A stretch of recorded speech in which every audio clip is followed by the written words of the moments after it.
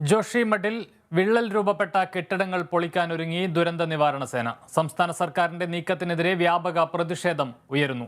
നഷ്ടപരിഹാരം നൽകിയ ശേഷം പൊളിക്കണമെന്നാണ് നാട്ടുകാരുടെ ആവശ്യം. വിവരങ്ങളുമായി അമൽ ചേരുന്നു. അമൽ, എന്തൊക്കെയാണ് വിവരങ്ങൾ? ഈ പൊളിക്കൽ നടപടികളെ നാട്ടുകാർ എതിർക്കുന്ന ഒരു സാഹചര്യമാണ് ഇപ്പോഴുള്ളത്.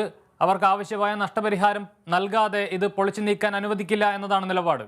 എന്തൊക്കെയാണ് വിവരങ്ങൾ?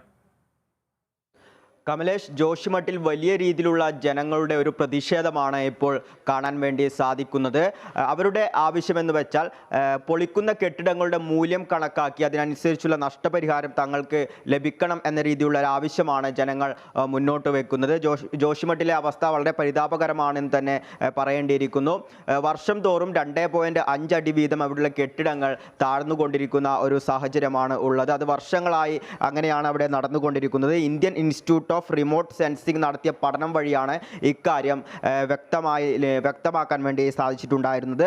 ജോഷിമഠിനെ ഒരു ദുരന്ത സാധ്യതാ മേഖലയായി ഇപ്പോൾ പ്രഖ്യാപിച്ചിട്ടുണ്ട്. അവിടെ ഏകദേശം 723 കെട്ടിടങ്ങളാണ് ഇങ്ങനെ വിള്ളൽ രൂപപ്പെട്ടതായി അറിയാൻ വേണ്ടി സാധിക്കുന്നത്.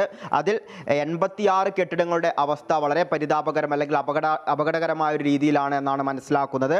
ഇതിൽ 131 കുടുംബങ്ങളിലായി 400 പേരെ ഇപ്പോൾ അവിടെയുള്ള ദുരന്ത നിവാരണ സേന മാറ്റി പാർപ്പിച്ചുകൊണ്ടിരിക്കുകയാണ്. അതീവ അപകടാവസ്ഥയിലുള്ള മലാരി ഇൻ, മൗണ്ട് വ്യൂ എന്നീ ഹോട്ടലുകളെ പൊളിക്കാനുള്ള തീരുമാനത്തിലാണ് ഇപ്പോൾ സംസ്ഥാന ദുരന്ത നിവാരണ സേനയുള്ളത്.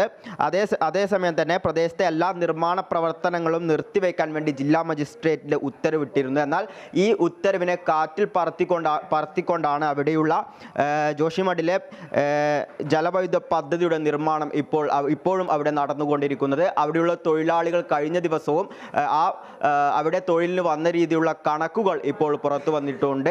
അവിടെയുള്ള സർക്കാരിൻ്റെയും ഒപ്പം തന്നെ അധികാരികളുടെ എല്ലാ ഉത്തരവുകളെയും കാറ്റിൽ പറത്തിക്കൊണ്ടാണ് അവിടെ ഇപ്പോൾ നിർമ്മാണ പ്രവർത്തികൾ നടന്നുകൊണ്ടിരിക്കുന്നത് എന്ന് തന്നെയാണ് മനസ്സിലാക്കുന്നത്. എന്തു തന്നെയായാലും ജോഷിമഠിൽ വലിയ രീതിയിലുള്ള ജനങ്ങളുടെ ഒരു പ്രതിഷേധമാണ് നമുക്ക് കാണാൻ വേണ്ടി സാധിക്കുന്നത്. കമലേഷ്.